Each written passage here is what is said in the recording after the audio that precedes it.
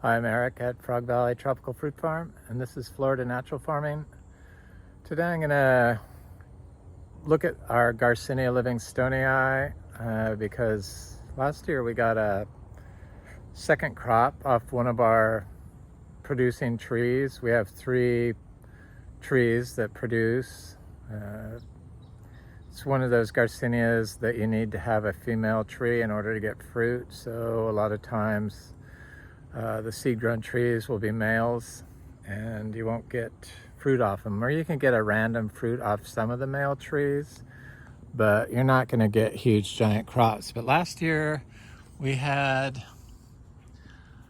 a fruit tree, a Garcinia Livingstonei tree, produce fruit for the first time. 2 crops of fruit, big crops, and I didn't even realize that was possible. I couldn't find any literature on it that said it did that, but it did it, and so I know it is possible. So I want to see if it does it this year. I'm also going to look at other plants that we grow here, because a friend of mine, Darwi, from, I guess he lives in England, but I think he's moving to Philippines, is wanting to know what else we plant. I focus on fruit trees because 99% of the people that come by here are men, and they only like food crops. I've only had one man come by here that was interested in other plants other than food crops. So I'm obsessed with fruit trees, but I saw that this Super Julie tree has a mango on it. We still have some mangoes on our fruit trees. And is it Super Julie? Yes, it is Super Julie. It's got good mango. That's a 4-year-old tree. We dry farm everything, and then we use just our daily compost, I call it. It's what we clean out of the barn every day. That's one pile from yesterday. So it's zebra manure, coastal Bermuda hay, and a little urine. And I try to evenly distribute it throughout the farm. It works out to about 55 pounds of nitrogen per acre per year, which isn't bad. So we have peach cobbler mangoes on our trees in the back. So I can't sell any mangoes because I have my in the back that come from our trees in the back, because I have our cows now running in the food forest back there amongst the trees, because we are unlimited space for pasture, and there's rules against applying manure to food crops. Even though perennial trees can uptake E. coli, they still apply people that manage their cows holistically, or put the same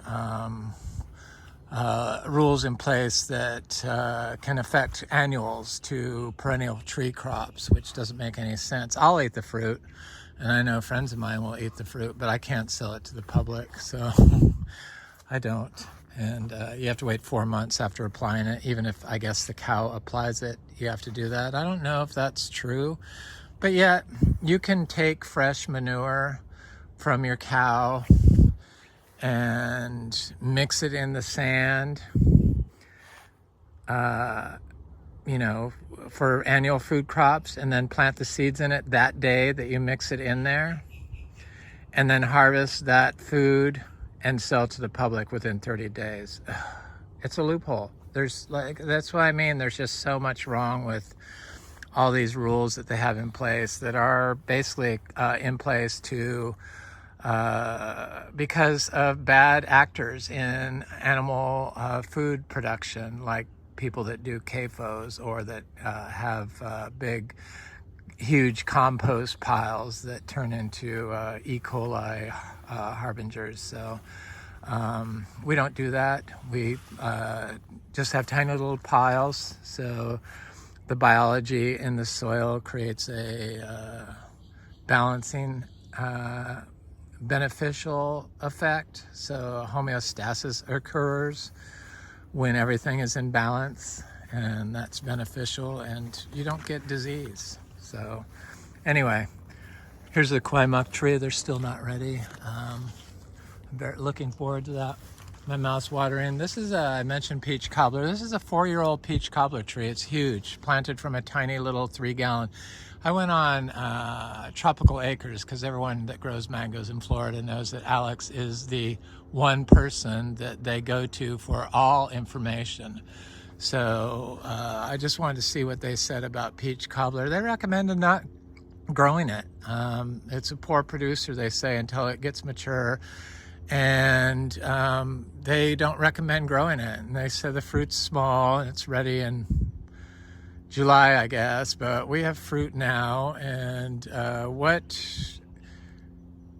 is true for industrial fruit growers in Florida is not true for natural fruit farmers in Florida. So the same guidelines and the same recommendations that they give for as like a generic blanket, like don't grow this fruit tree. I can't recommend this fruit tree is what it said for home gardener. I've been saying this is like my top 3 pick for home garden, but we grow naturally. We don't water our trees. We don't use chemical fertilizers. We don't apply calcium or gypsum or anything like that to the soil. So our stuff fruits and grows differently than industrial farming methods. So I'm sure a lot of you are all plant hoarders and have food for us. I've seen your videos, and I wish I watched more people's videos, but I just don't have enough time, and I should make time, but I am obsessed with reading studies and stuff like that, and on my health, and so I do try to do it. It's nothing against you. That's why I understand people that don't watch my videos. It's just too much. But y'all, we're all in the same boat. And one thing look at this katuk. One thing I notice is that I just always feel like I never have enough. I mean, you think that I would feel satisfied. Yesterday I planted 30 this is sapodilla tree. 30 box sapote seedlings, and 30 or 20 Inga fuilii seedlings. And I'm looking here and I realize that I still haven't added bananas in between all these fruit trees, which I need to do. You think I have 450 bananas that I would have enough, but it's a never-ending thing. These are the sugar apples. So I tasted that sugar apple from my last video and it was really good. So I am selling some sugar apples. I don't know how many of them are going to be good. So I have some orders I have to fill. I'm going to send out Monday. They're three for $10. So I just feel like there's never enough stuff in here. Like I need to put more bananas. I have bananas in there. I planted cashew seedlings in here. I feel like I need to put some bananas here and put some other stuff back here. It's just never enough. I never have enough. This is that Ras Sapote tree. We've got Ras Sapotes off our other trees, but the freeze 2 years ago knocked them back big time. You know, it got down to 31 degrees and the Ras Sapotes got severely damaged. This particular tree never got any damage. It's under this Inga Vera tree, and it's in full shade, and it's producing. And so that's another reason why I want to do more shade, because they've shown that trees grown in shade are more resilient to abiotic stress, which is cold stress or drought stress. That's abiotic stress, environmental stress. So here's our big producing. This tree makes the most money for any tree on our property. This little tiny Imbe tree, it's getting bigger now. I planted it out here as a little tiny, like foot tall seedling tree.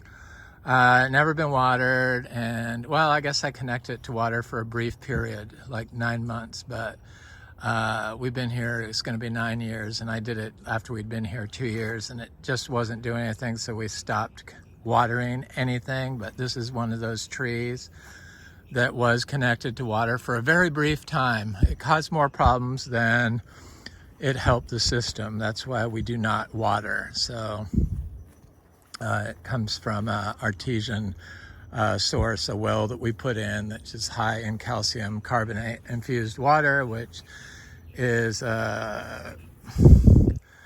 too alkaline for most of these rare tropical fruit trees, and affected the health of our trees in our system, started causing fungal issues in our bananas, and the bananas started dying that weren't even connected near water. But this is the tree that produced 2 crops last year. And I always give this tree, every time it fruits, after I pick the fruit, I dump a pile of compost next to it. So that was the pile I gave to it when it fruited last fall. And this is the pile I gave it when it fruited early spring. So it's been there for several months now. June, July, August, September. So in September it'll be 4 months. So it's well within the time frame that you have to wait where you could sell fruit to the public. But I've been trying to check this tree to see if it's showing any sign of mass bloom, and it does it like the jaboticabas. And I do see it looks like it's trying to start blooming. It has little random fruit on it. It continuously fruits throughout the summer, but the fruit get about this size and they start turning orange. You could see an orange fruit there that's super tiny. That's from heat, but the weather seems to have turned. It's very cool. It's been very nice here. Perfect, actually. A little hot during the day, but coolish at night, like in the 70s. And it's cool right now, which is atypical. Usually it doesn't start getting cool until at least October, late September at the earliest, but here it is, August, and I'll take it. So I'm hoping, last year this tree did a super bloom about now, and it was too hot, so none of them set, or it set and then they dropped, but then it rebloomed when it cooled off, like in September, I think. And it set a huge crop, and that was our second crop, first time ever happened on this tree. This little tree has produced upwards of $2,400 per year. I think last year it produced, I don't know, it was more than that last year because it did produce 2 crops. Maybe it was, I think last year it was $2,400 was what it was, but I thought it was the year before. I don't know. I forget, sorry. I could look at my records. But anyway, they're amazing trees. The fruit's delicious. We sell it for $4 each when it's available. We do not have any seeds. I don't sell off-season seeds. I only sell seeds when we have the fruit. This is a male Imbe tree. Years ago, I bought, you couldn't find all these different Garcinias. We grow about 35 to 40 different species of Garcinia trees. Imbe being one of them, Garcinia Livingstonei, but I wanted Luke's Garcinia when I first started putting this farm together, because we wanted to be a Garcinia farm, an Achachiro farm, and I wanted Luke's Garcinias to be included in that Garcinia farm plan.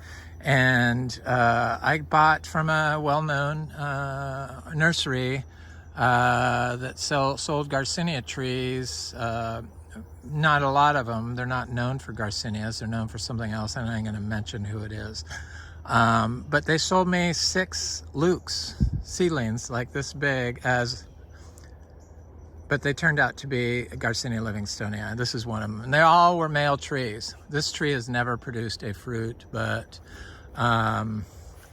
it's been getting lots of this grape growing on it. I do not like vines growing on my trees. I just don't like it. And so it's a constant battle with this grapevine. So I pull it off. It doesn't seem to hurt it. A lot of people think this is moving towards the sunlight. Well, if it's moving towards the sunlight, why did it send that straight up? So it's because it turned sideways, probably because it's compacted there. That's all that's from.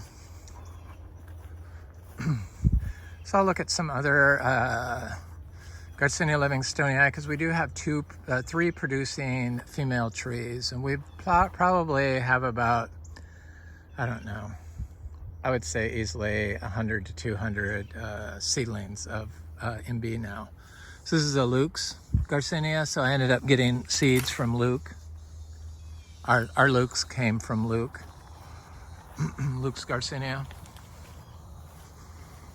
But it's not, that's why we're behind on our Luke's game. Otherwise, we would already be producing trees of Luke's Garcinia. I believe Luke's Garcinia, Garcinia acuminata, and Garcinia macrophylla will be our next Garcinia trees to fruit. We fruit 8 of them, so that'll put us in the 12 zone. So hopefully, eventually, we'll have all 35 to 40 Garcinias blooming. I mean fruiting, blooming and fruiting. Cashews are really looking stunning. So one of the plants that I do, I guess it is a food plant, sugar cane of course, is the Monstera deliciosa. And we've got young Monstera deliciosa fruit, and then we have fruit from last year that's looks like it's ready to be harvested. Maybe I think I harvested some for somebody too soon, but because they never reported back whether it opened up. But this is a kind of a big patch, so I grow the green version of the Monstera deliciosa. I grow the Thai constellation, so the speckled variegated Monstera deliciosa. I grow the Monstera deliciosa albo, though I think that's a Borsigiana, which is a form of Monstera deliciosa with smaller leaves. And then I just recently had bought a mint, Monstera deliciosa mint form. So it has tiny little spots all over its leaves, variegated. And then we grow I just purchased, I haven't received yet, the Monstera deliciosa Yellow Maryland. So it has yellow variegation, looks very pretty. And the Monstera deliciosa White Monster from Kunzo in Japan. So I'll be having those soon.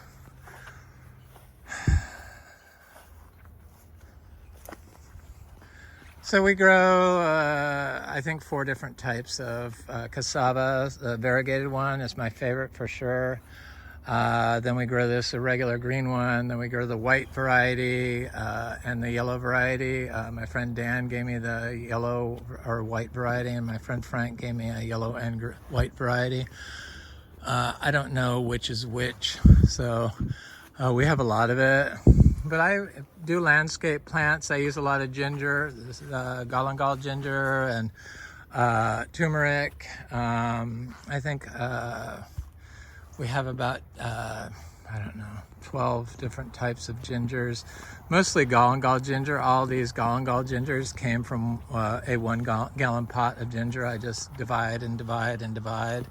That's what I like to do. And then we have crinum lilies. I have 3 different types. I have a dark purple one. I have the giant green one, which was over by the oak tree I showed. And then I have a variegated crinum lily, which are quite nice and do very well. I also grow plumeria and heliconia, different types of heliconia. I think we have 12 different types of heliconia. Tea plants, and then of course they call it toilet paper plant for some reason. I don't know why, but that's what they call it. And another plumeria, Columbia plumeria, that doesn't have any scent. We got several different types of plumeria. This is a little quaimuck seedling. Agave, I love agaves. I used to have a huge cacti garden when I lived in San Diego, 1,200 different species of cacti. like 15 different tree aloes alone. This is a Monstera deliciosa. I think this is albo, but it looks like Thai constellation, or it could look like mint, but it's albo. It was more in the shade, but it's finally growing out of the shade, and I thought it was getting more green, but that leaf is definitely not green, but I see a lot of white on that stalk where the new leaf is going to come out. So it's finally attached to the tree. I have my others inside because rabbits eat the leaves of Monstera deliciosa. So I have my mint and my Thai constellation indoors. But I did notice recently, oh yeah, also grow different psychoactive plants like Banisteriopsis capi or Banisteria capi. I forget how exactly it is. B capi, C-A-P-P-I. And then I grow some air plants, and I grow lots of different aroids, tomatophyllums, epiprenums, anthuriums,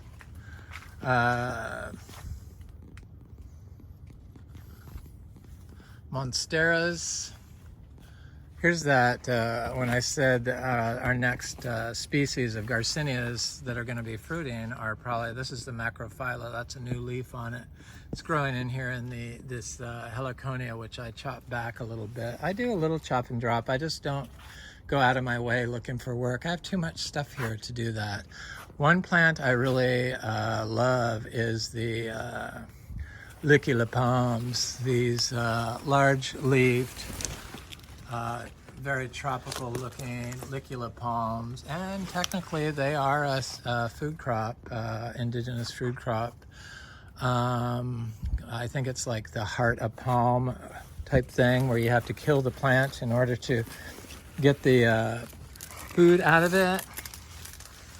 But I have this one here with a separated leaf. Go in here. I do plant lots of Dieffenbachias of different types. I just don't go over all this stuff because people don't have any interest in it that watch this channel generally. Right there is a Dieffenbachia. I have Reflector, which is over there. And then I see Cattleyas, and I forget what those are, but different Cattleyas that we're kind of struggling. This is something I did not plant that was here, and I just do not like this. I forget what these are, but I just don't like them. They sell these, but like a house plant. But I have oh,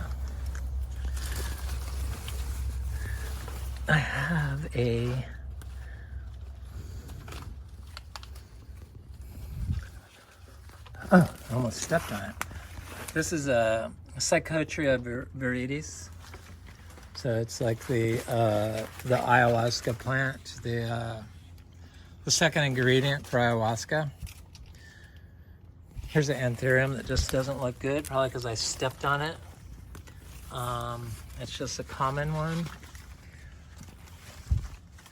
I think the Cattleyas were not just getting enough sunlight in here, but you know.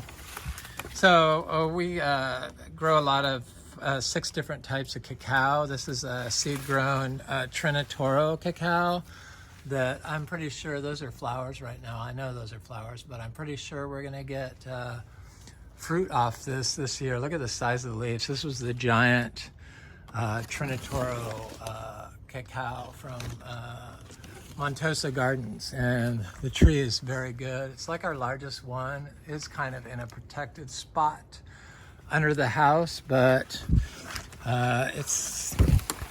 looks good. I'm pretty sure we're gonna have Trinitoro cacao this year. I'm hoping anyway, I guess.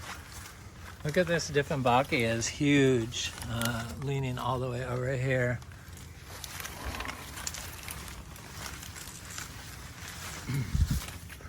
There's one of those crinums that's, this is the dark purple one, but it's more green because it's in the shade. Brugmansias, angel trumpets. This is the, gets red flowers on it called the Brazilian cloak. I don't know the Latin name. Little orchids everywhere. I love orchids. This one's kind of done with its bloom, but there's a couple in here, different types. One here and one here, 2 different types. This is has a very nice, beautiful lavender color. I think that's a Catlet guava. Or not guava, orchid. So these are our gingers, some of our gingers, and then I grow opuntias. I've been spreading them around, different types of opuntias, you know, the prickly pears. But we grow these gingers. They're like the same type of ginger as awapui, but we have evergreen varieties. Maybe there's some flowers on this one over here. I think there were, but they've already come and gone. They flower when it's a little cooler, I think. The spectabilis. There's a tree aloe. I do happen to have one tree aloe growing here. Looks good. I love cacti. So, you know, of course I need to clean out this mess of weeds that are in this. But we have Madagascar cacti, and then I have orchid cacti growing in here somewhere. I know they're in here still because I saw them. I need to weed this. This is a mess. Not very attractive, but you know, I'm not on top of it. I should be. But where are my orchid cacti at? Oh, here they are. Right here. I mean, yeah, orchid cacti. So they're like pencil cacti, but they have orchid flowers, really nice orchid flowers on them. There's that tree aloe and, you know, agaves, variegated Bahama agave. I love calancho. This is, you know, those are the things that spread around, but this is the giant tree form with the huge giant leaves. This was the mother plant of it that succumbed to a hurricane one year, but I have some bigger ones over by the house. So I found something very nice yesterday when I was walking through here, and it was this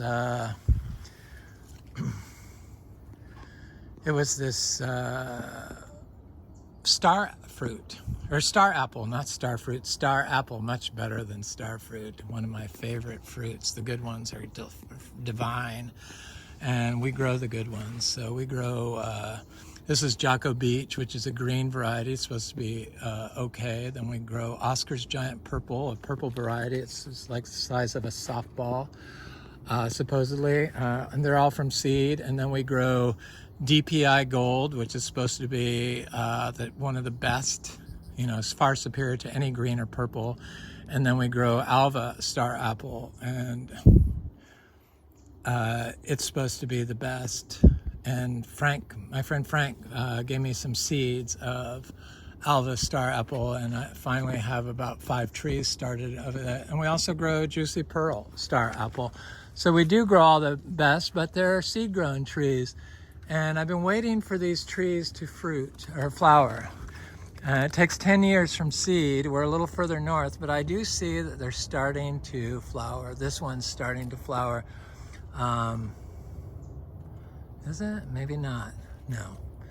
I thought, yeah, it looks like it's starting to flower. Right there. Yeah, little tiny flowers starting to form. They're not opened up yet, but that's the first sign I've seen, and it's about 10 years old, 9 years. I had it before I moved here. I transplanted it here. It's, I hope those are flowers. Here's the purple star apple, Oscar's Giant Purple. There's another one over there. It's a little bit bigger. This one's a little further behind, and so here's some more. This is a philodendron, Jose Buono. Very nice. This was a top cutting. Very nice variegation on this. Very nice plant. They're kind of expensive. I think I did videos of this when I was talking about my aroids, my rare aroids. I spent, this is embarrassing, but I spent about $30,000 on houseplants. Don't judge me. I couldn't help myself. It almost caused a rift in my relationship of 39 years because I did that, but I had to have them. And I got them. And some of them died, but most of them are still alive. I have finally transferred most of them out into the garden. Look at that juicy pearl star apple, because that's one of the stars of this place. Here it is here. I coveted these seeds and got my hands on some seeds from fantastic fruit grower in Australia, the Trenery Brothers, Steve. Thank you so much. And it's doing good. Steve-O on Tropical Fruit Forum. This is rock star. People ask how I get my trees and seeds, and it's like, you know how, you just have to like search them out and you have to write people. I wrote Luke and I wrote Steve and I wrote Mike Trenery, and that's how you do it. And sometimes you get lucky and you wind up with seeds. So here's torch ginger.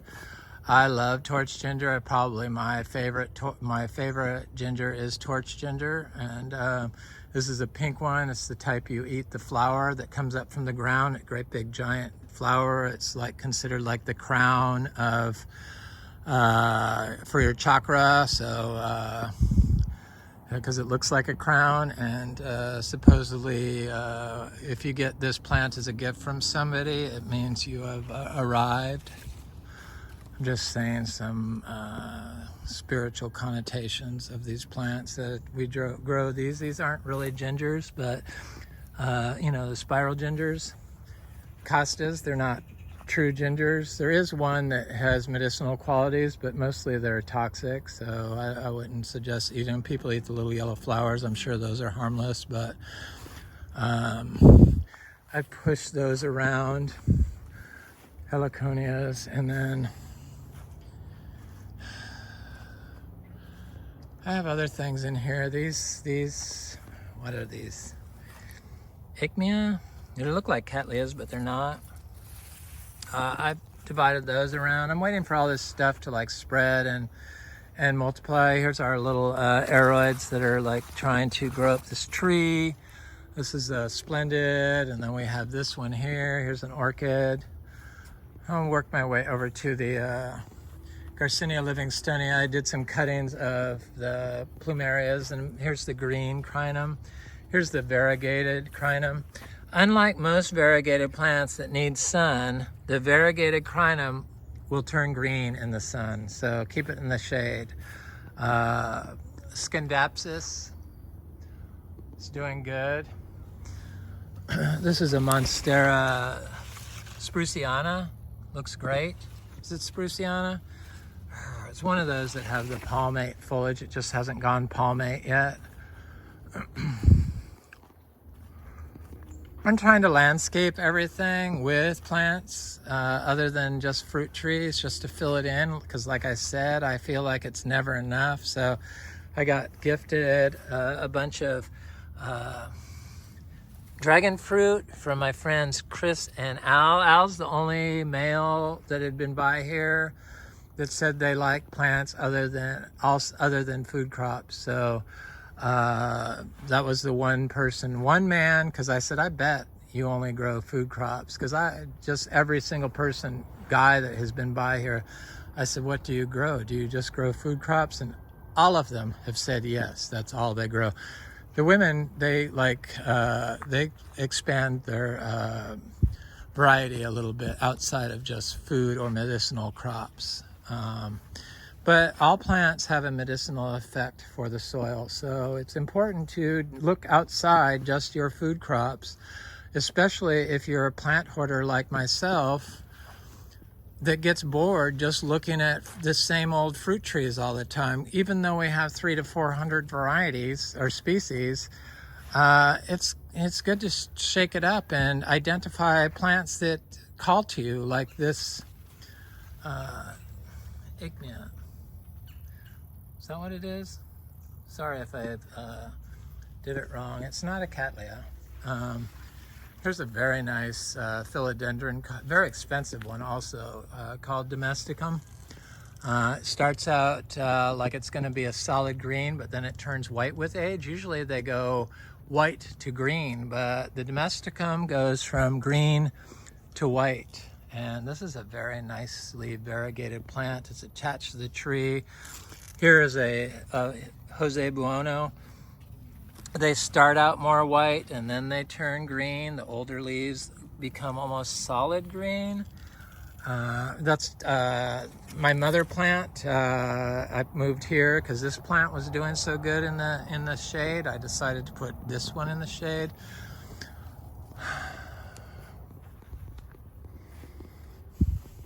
Probably missing a lot of stuff, but oh, I do collect or have collected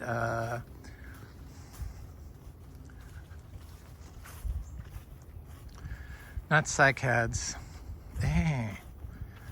I can't believe I'm having a brain fart here. It's my old age catching up to me. But they're also were once considered food crops.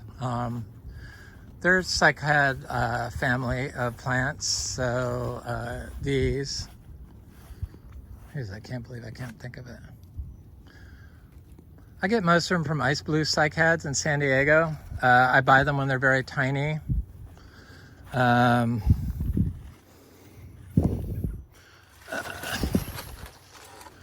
Here's I got lots. I like the blue ones. So there's our there's like a regular cycad. It's not one of these other species. This is horridus over here. They get leaves, pointed leaves, or spikes on their leaves, cacti, dragon fruit, orchids.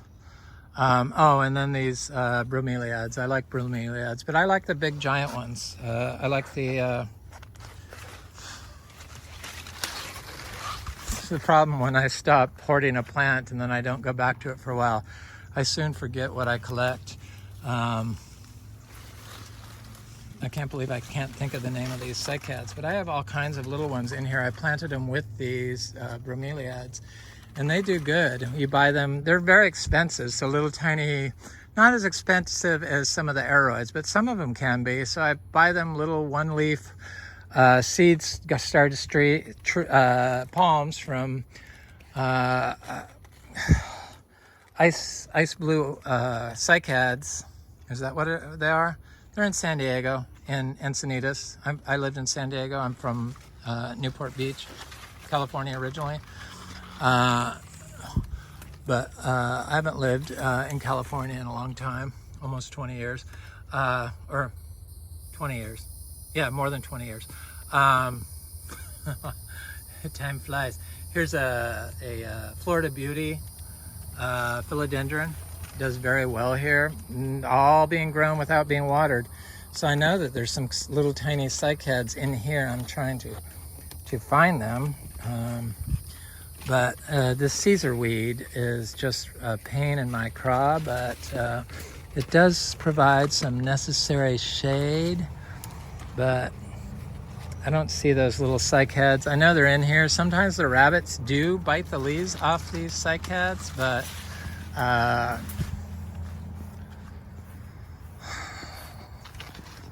they come back. Here's little cuttings of aroids. Hilo Beauty. That's that Florida native plant, but one called Hilo Beauty. A bulb. I can't think of it. Forgive me. I should know this. I should be able to remember. It's crazy I don't. I blame it on the sun. There's another Schwartz ginger cutting. So we have a giant red one, and then we have this pink one. So they are quite nice. There's my little spiral gingers. There's a little Acmea planted. Eventually it's going to be all filled in with landscape plants along here, hopefully aroids and stuff. There's an achachura growing in here with this ginger. Mm-hmm.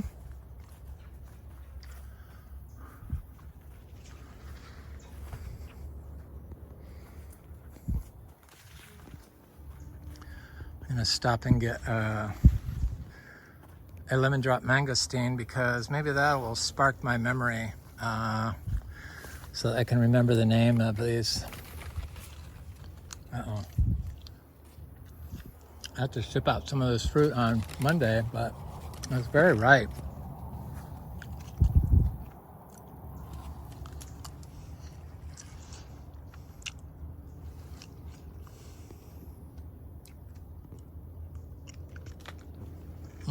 So good. So I have a little seed-grown finger lime. Here's my Alva star apple. Seed-grown. Here's I'm not sure, I think that's Garcinia acuminata.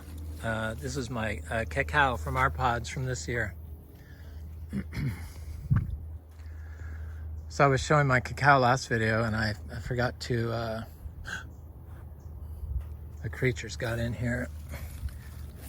My friend, not Tim, but Dan, gave me this round leaf cacao.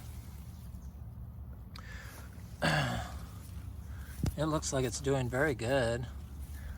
Cacao like it here. Here's a cacao. There's a cutting of a Monstera deliciosa. So this is Philodendron lionamii. Here's some little licula palms which I need to put into the ground.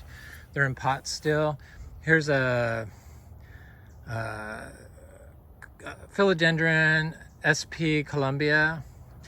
There's a Monstera, I called it obliqua last time, but it's esqueleto. It's just a small, because the leaves got small. There's another esqueleto there. Because of the drought, the leaves all died off, but as soon as the rain came back, it resprouted leaves. So here's Anthurium nigrolaminum. Here's Philodendron luxurians that the creatures got, but it's got a new leaf there, and it's got a new leaf coming out here. I was worried about this plant. It's supposedly a very hard plant to grow, but it does just fine growing naturally, other than the creatures got all the leaves. Here's a big leafed Anthurium. These leaves on this get like 8 feet. There's another one there. There's like a Philodendron. Anthurium regali. Anthurium regali. There's another Anthurium. They do very good here. I mean, no problem whatsoever. Philodendron gloriosum. Here's another Philodendron. I have a little fruit trees planted in with it, like this this one here. I'm not sure who that is, but I know it's a Garcinia of some sort. I'm pretty sure. This is a little cutting of a gloriosum. These will eventually fill in here, and I'm hoping that they deter the rabbits from consuming the leaves of or cutting the tiny seedlings that come up in here. Here's a king Anthurium veitchii, Anthurium veitchii. I had some big vines growing up this tree, but the creatures got them, and they got somehow they just tore them up. Big Philodendron maximum, but they're starting to regrow. I had to put these pots around it to just keep them out of it. I have a Anthurium querulmolans, which is a gorgeous Anthurium. Here's that regali. It's supposed to be a very hard one. We have the queen Anthurium. the creatures were attacking it. Freaked me out. It seems okay. It's starting to attach to the tree. I think it's going to be okay. The creatures, they can be a major problem with plants. Anthurium pseudospectabile.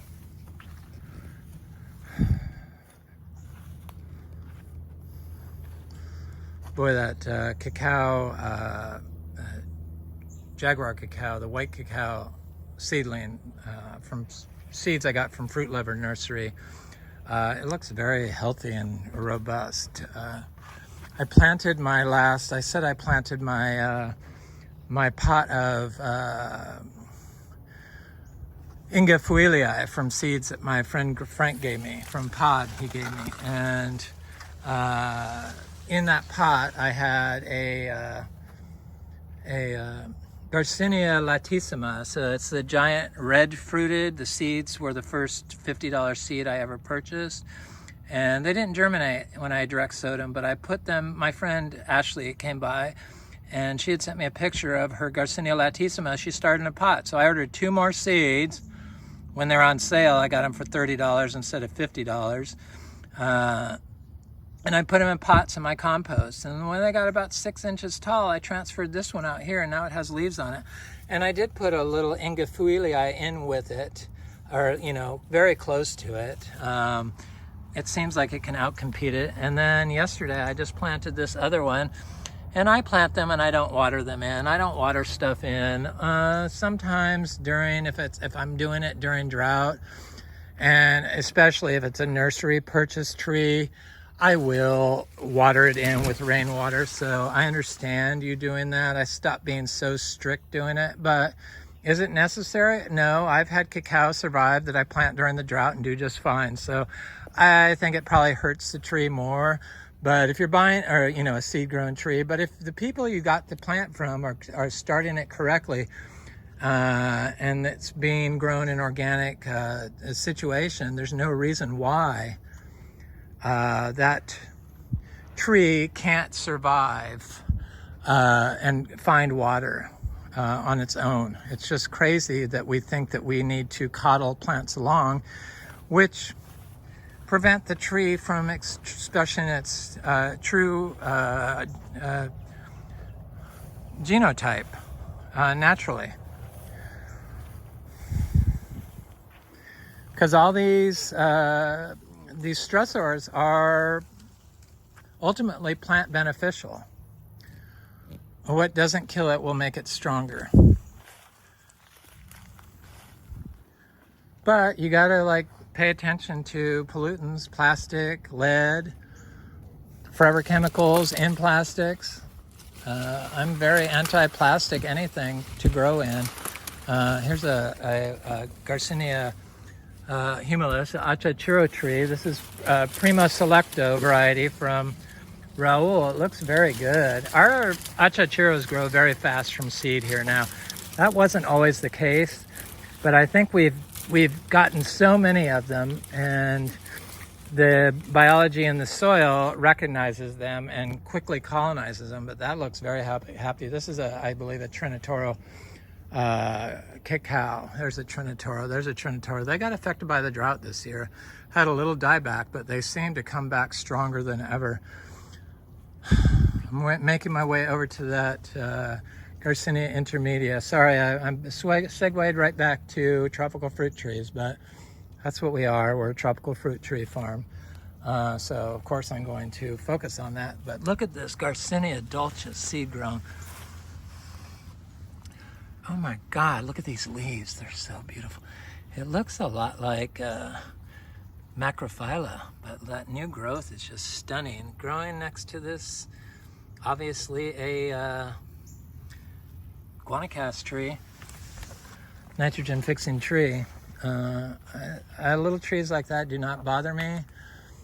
They seem to grow together quite fine. The trees do not compete with other plants, do not compete with each other. Only if you are jeopardizing your tree's health due to over management, being overly zealous with your protecting of the plant, and you don't really understand the true microbial plant relationship as well as you should. So there's that other Imbe Livingstonei tree through this mess, and I have all kinds of stuff planted in here, so I really don't want to walk through here. I have this Garcinia Livingstonei, it looks great, growing there. I find it interesting that there's not a lot of plants growing around it. Maybe it has some sort of allelopathic effect on its neighboring plants, but is it killing the plants around it? No, only humans kill plants like that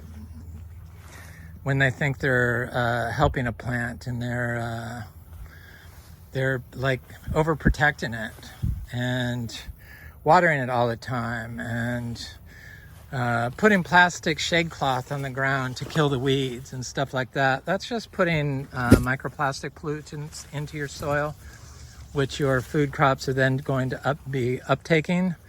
I frown on that, and the longer you do that practice, the more polluted your soil becomes. So this is a Garcinia Livingstonei tree that it has fruited in the past. It's a female tree, so it gets lots of fruit. This year, it finally gave me a huge crop. It's been flowering and setting fruit and then dropping all its fruit, but it was flowering at the wrong time. It would flower in the summer. So this tree does have a lot more little fruitlets on it than the other tree. But see, they turn orange when it's hot, but the weather's starting to cool. So it is maybe going to give me a second crop, because this is what the other tree did last year. So this tree it wasn't on the right time, but I had never given it a pile of our compost next to it, our daily manure. So when we clean out the barn, I talked about it earlier in the video, it's coastal Bermuda hay, it's zebu manure, holistically grown zebu manure. We don't worm them, and we don't give them mineral blocks. Mined minerals contain heavy metals, so we grow them to a biodynamic standard, farm standard. We are not biodynamic certified any longer, nor are we organic certified any longer. I do enough videos, people can tell how I grow and how paranoid I am. So I just don't feel a need to do that. And I don't believe in the dogma involved with biodynamic farming. So I think it's a good start, and it's a good way to get people set on the right path. But once you're on the path, surely you can recognize that things are being grown to an advanced biodynamic standard. And they frowned on me using the fresh manure for our rare tropical fruit trees in Florida, but yet they wouldn't tell me how to grow. They would have been okay with me buying manure from somebody else to get us up to our 86 pounds a month of nitrogen, or 89 pounds of nitrogen that they allow for biodynamic farming, even if it came from industrial grown farm animals. So it just makes no sense to me. And then of course you have the University of Florida that wanted us to cut back on our manure here because of the nitrogen pollution that could cause nutrient blooms or a red tide in the Indian River Lagoon, but they failed to look at all the septic systems throughout Florida that is causing the problem, these waterfront homes and stuff, whole cities right on the lagoon. And they failed to look at all this other stuff we have here. And so they made us do a soil test, because I told them we apply 50 pounds of nitrogen per acre per year. They told me it was 100 pounds we're applying, which isn't true. They miscalculated the thing. We apply about 50 pounds, could be 50 to 100, depending on how much crap we pick up. But it's about 50 pounds. Now that we have a little more cows, it could go up to 100. But they came back from my soil test and told me we need to apply 50 pounds more of nitrogen per acre on top of what we're already applying. So they're just completely crazy. They don't know what they're doing. They don't look at any of this. They just look at their controlled studies that probably were done by the chemical cartels and finance their classes. Definitely that's what's gone on, and that's ruining Florida, not this little holistically grown natural food forest that we have going on here that is part of the solution, not the problem.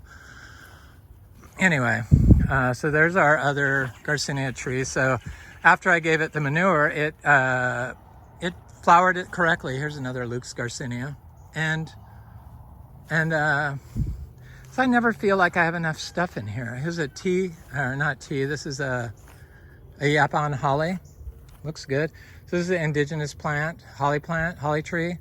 That is, I think, the only caffeinated beverage from North America that the American indigenous people used to use and drink. I add it to my fruit leaf tea. I do make a fruit leaf tea. I try to do at least 50 varieties, 50 different species, including weeds and gingers and grapes and bidens and mangoes and you name the fruit tree. Banana, I usually use it. Luke's Garcinia, Heliconia. Heliconia is a medicinal plant. Sugarcane, excuse me. All those plants. So I'm going to go over to our last fruiting. There's another Luke's over here that I know is here. Here it is, growing in the weeds. Looks good. The weeds don't compete with it. Sure, they can smother a tree. They can smother a small fruit tree. They can knock a small fruit tree over, but I found that they generally will grow right through that if they fall over. Sure, they might be a little crooked at first, but they straighten themselves right up. But I don't worry about it. I know that if I plant a little fruit tree in this, it's better off, or a seed directly into this, that the tree is going to survive. And then I have ginger planted along here. There's that big Galangal ginger. This is takes 2 years from one rhizome to get that big. I think this is 2 years also. Sometimes they take a little while, but eventually they get that big. Was one rhizome. All that ginger along there was one rhizome. I've been putting different things in here. So I got the, I planted some achachiro seeds in here and different Garcinia seeds. I just don't want to walk on them. And then I did cuttings of my hog plum, my red hog plum in here. And there's some little Lukes in here and other things. An egg fruit, canistel fruit tree seedling. I try to direct sow large seeds, so canistel has a large seed. I did try planting direct sowing some jackfruit seeds just to see if they come up, but it looks like the armadillos I planted them in my compost, my little daily manure. Once it breaks down and turns into soil, that's what we use to start our seeds in. I just leave it for a year and wait until it's pretty much got weeds growing in it. So here's our final Garcinia Livingstonei female tree. It has a male tree planted right next to it. This is one from that nursery I bought, one of the male trees. This is a tree that I bought that was very small. I didn't know it was a female tree. I just got lucky. Chances are the female tree that's unpollinated by a male Garcinia Livingstonei will produce a seed that is female. But I don't know for sure. I'm not there yet in my understanding, but eventually we will get there.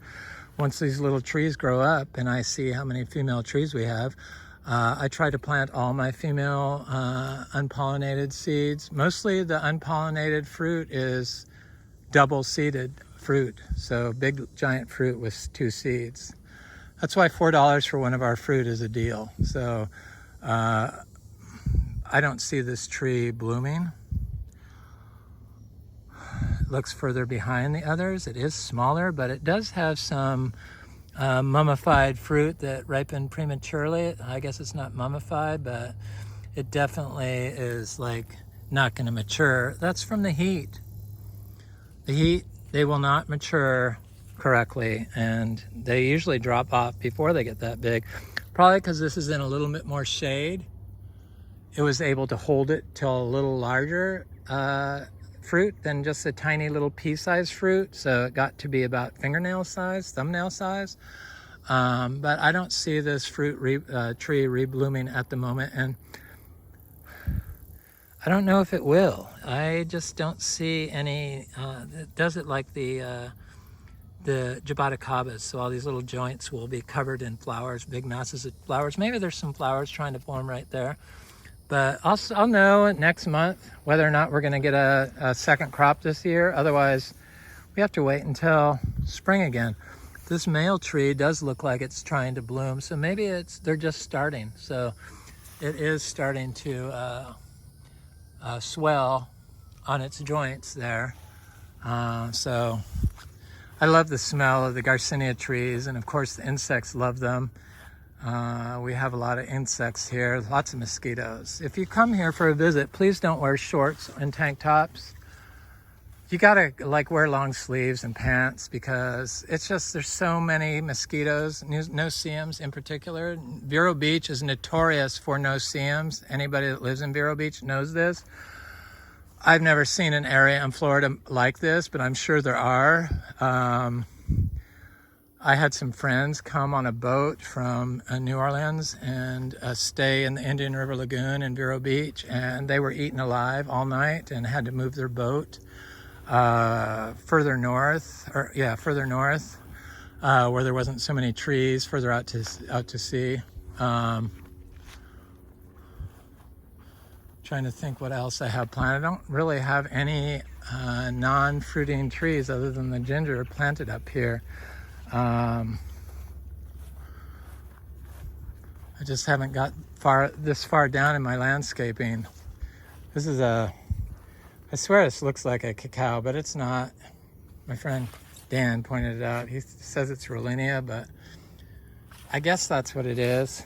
But I just didn't remember planting it as Rollinia. I thought it was Atamoya, but I'm gonna defer to him as being correct. Here's another Luke's Garcinia. We have about 100 Lukes, all varying sizes. Some are bigger than others. All being grown naturally. Here's one here that's doing very well. It's got new leaves on it.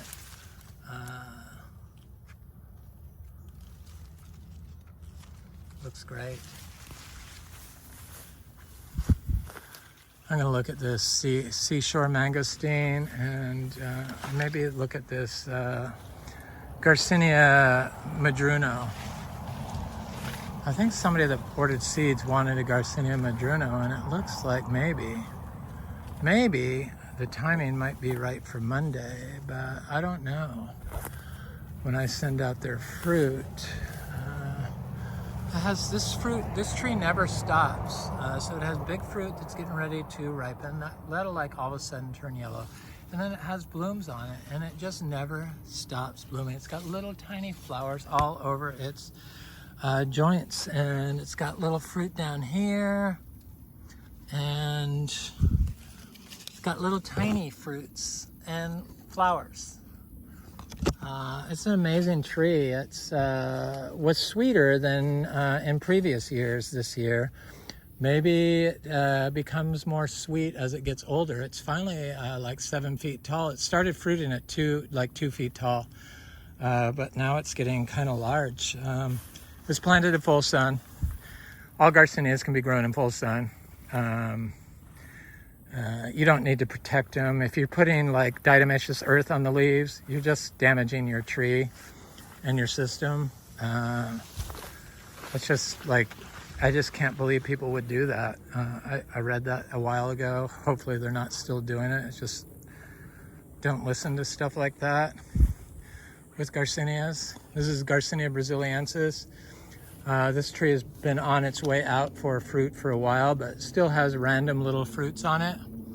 I love it. It looks like it's getting ready to do a rebloom. In fact, it's got little flowers and little fruits. It's got nodules starting. I said that Garcinia Livingstonei does it at the throughout the branch, and hopefully that's not going to behave. Let me do this. It's just not going to.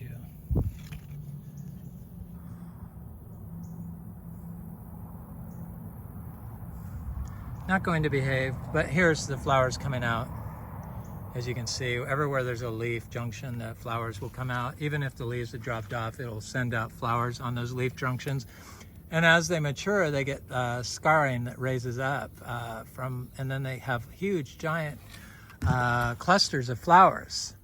That's what this Garcinia gardneriana is doing right now, right here. Huge clusters of flowers. They're amazing plants and they smell so good. Oh, they're really good. It's a gardneriana. Oh, I have a fruit. Yay! So they just always have fruit, so you can see all the flowers. This hadn't done a huge bloom this year, but it looks like it's getting ready to do a huge bloom now. So it's got some fruit. I don't want to knock the flowers off. And it's got little fruit, and it's got huge, lots of flowers. Still got some fruit that's trying to ripen. This is one of the lemon drop mangosteens, the 3 lemon drop mangosteens. So we have 4 lemon drop mangosteens because we have our own variety, a hybrid lemon drop mangosteen that's sweet. I call it Eric's Sweet mangosteen, lemon drop mangosteen. But it only fruits once a year, so I don't even bother looking to see if it's fruiting again. It just never has given me multiple crops. It's because it's a hybrid, I guess. Maybe its progeny can give me a fruit. Oh, I have a seashore mangosteen sitting on the ground, and there's a couple of random little fruits, but these little fruits usually don't have any seeds in them, so I'm not selling those anymore. We just don't have them anymore. I sent the last of the fruit of that I was selling out. They're amazing trees. I think it's my favorite Garcinia fruit to date, even better than Achachiro, the seashore mangosteen I'm talking about. Anyway, I'm Eric. This is Frog Valley Tropical Fruit Farm. That was my video on the status of our Garcinia Livingstonei and plants we grow other than food crops. Thanks for watching. Please like, share, and subscribe, and leave a nice comment. I enjoy hearing from you. Thanks for watching. Have an excellent day.